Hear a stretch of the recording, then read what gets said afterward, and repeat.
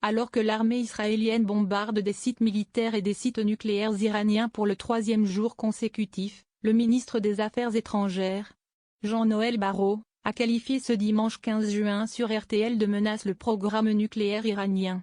Tant pour Israël qu'au-delà pour la sécurité européenne. L'Iran est au seuil de pouvoir frapper Israël, des pays régionaux, voire le territoire national. L'Iran a refusé de respecter ses engagements, a-t-il affirmé. Le ministre pointe du doigt la menace que représente pour la France le programme iranien de missiles intercontinentaux.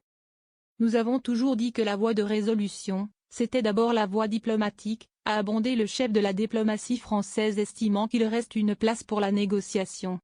Nous avons appelé les deux parties, Israël et l'Iran, note de la rédaction, à la retenue. Ma priorité la sécurité de nos agents, de nos compatriotes, de nos partenaires, a-t-il abondé.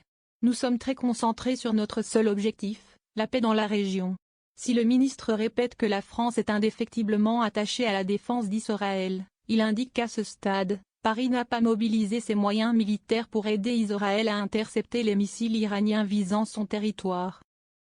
À ce stade, et étant donné la nature et la trajectoire des attaques iraniennes contre Israël, les moyens militaires français n'ont pas été mobilisés.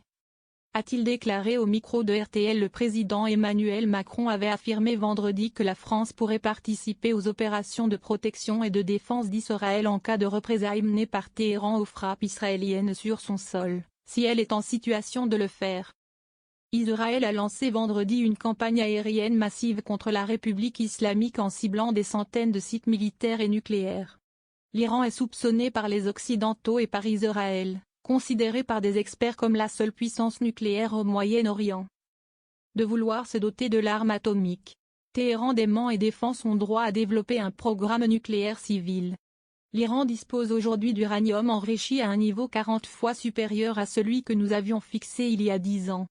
Le programme nucléaire iranien, tout le monde le sait, n'a pas de vocation civile uniquement. Il a une vocation très clairement militaire, a affirmé Jean-Noël Barrot. L'Iran a dissimulé ses capacités nucléaires à l'Agence internationale à l'énergie atomique.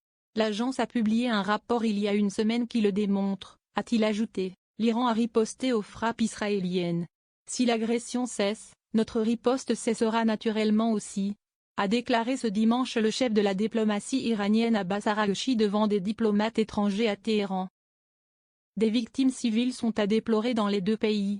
En Israël, les salves de missiles tirés par l'Iran samedi soir et dimanche avant l'aube ont fait 10 morts et plus de 200 blessés selon les secours et la police. Au total, 13 personnes sont mortes dans l'État hébreu depuis vendredi.